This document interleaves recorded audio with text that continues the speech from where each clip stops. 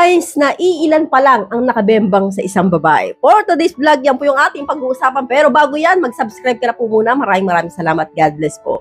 So, ano-ano na nga ba yung mga signs na iilan pa lang, no, ang nakabembang sa isang babae? Ibig sabihin, isa, dalawa o tatlo pa lang. So, ganun pa lang kakunti. O kaya dalawa pa lang. So, alam mo, syempre, karamihan sa inyong mga lalaki, gusto na iilan pa lang. O kung maaari nga wala pang iilan, di ba? Zero pa lang kung kayo pa lang ang una. Ang nakabembang sa isang babae.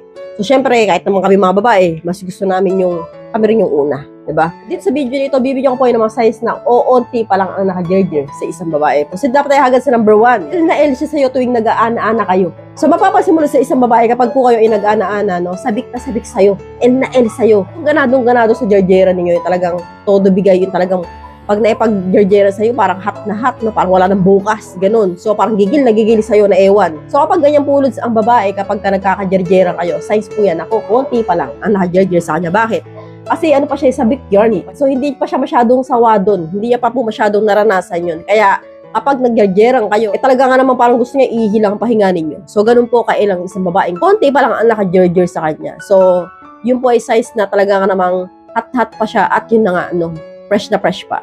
So, proceed na tayo hagad sa number 2. Ang bilis niya sobrang mag-wet at matapos. No? Alam niyo, Lods, ang babae, no, na konti pa lang naka-gerger. Kapag ginanyan niyo ng konti, binarasyon niyo ng konti, o kaya nahawakan mo ng konti, wet na kagad no? Ang bilis niya mamasa.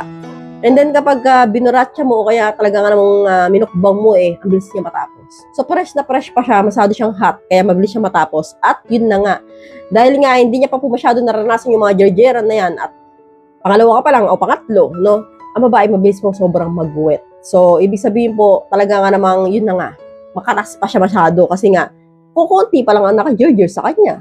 So, proceed na tayo hagad sa number 3. Bonggang-bongga may pag-LP sa'yo, no? Ibig sabihin dito yung halikan, no? Kapag naipaghalikan sa'yo, talaga nga namang parang masyadong mapusok, no? Malalim.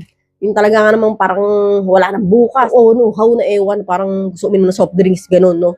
Parang kapag naipag-LP sa'yo, parang umiinom sa gripo. So, ganun.